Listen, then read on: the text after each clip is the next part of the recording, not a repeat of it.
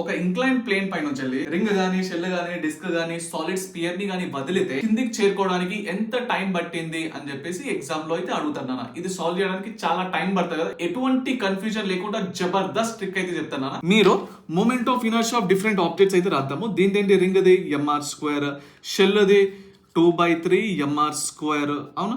Disc ఏంటి mr²/2, solid spear the 2/5 mr² కదా.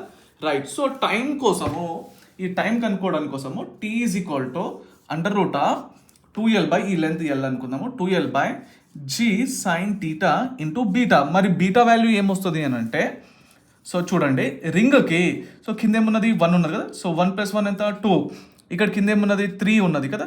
Right. So 3 + 2 ఎంత 5, ఇక్కడ ఏమున్నది 2 ఉన్నది, 2 + 1 ఎంత 3, ఇక్కడ ఏమున్నది 5, 5 + 2 ఎంత 7 అన్న. ఓకే, ఏదైతే కావాలో ఆ బీటా వాల్యూ పెట్టేస్తే ఆన్సర్ వచ్చేస్తుంది.